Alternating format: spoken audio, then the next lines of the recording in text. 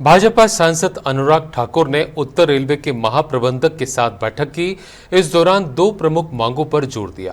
पहली, हरिद्वार जाने वाली ट्रेनों के संबंध में चर्चा हुई। इस दौरान इन ट्रेनों में शौचालय की सुविधा वाले कोच लगाने के 6 महीने का समय दिया है।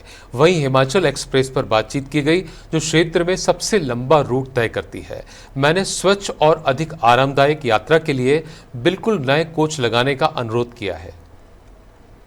2 बार मेरी मीटिंग जीएम नॉर्दर्न रेलवे से हुई, बड़े विस्तार में हुई, और उसमें ये भी कहा गया कि एक तो ये ट्रेन हरिद्वार वाली अगले 6 महीने का मैंने उनको समय दिया है, जिसके अंदर इन ट्रेनों में वो कोचेस दिए जाएं जहां पर टॉयलेट की सुविधा है।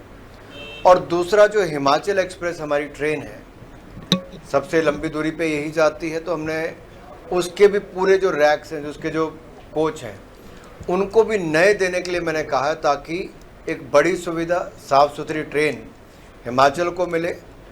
और उसका लक्ष्य हमने मार्च 2026 रखा है कि तब तक नए रैक्स तैयार करवा के हमें दे दिए जाएं, एक बड़ी सुविधा वो भी होगी। और तीसरा, जो मथुरा है, मथुरा की भी कनेक्टिविटी हमारे हिमाचल से हो, उसकी भी मांग मुझे लगता है पूरी हो जाएगी।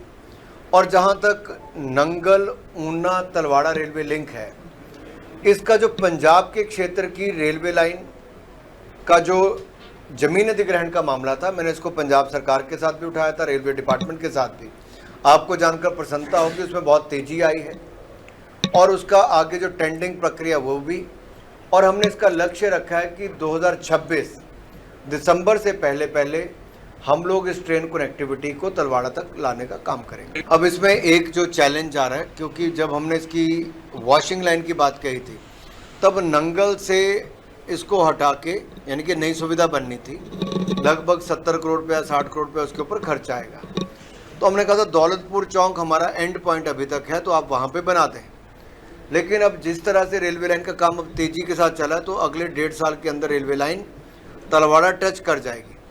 तो जब ये लाइन थ्रू हो जाएगी, तो क्या वॉशिंग की सुविधा यहाँ पे हो, दौलतपुर चौक में, तलवाड़ा पे हो, इस पे डिपार्टमेंट एक अपना इंस्पेक्शन कर रहा है, अपनी इंटरनल रिपोर्ट तैयार करेगा।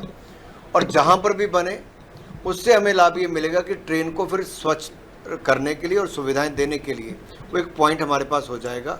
तो जल्दबाजी ना करके हमारा प्रयास है कि इसका अध्ययन करने के बाद इसके ऊपर निर्णय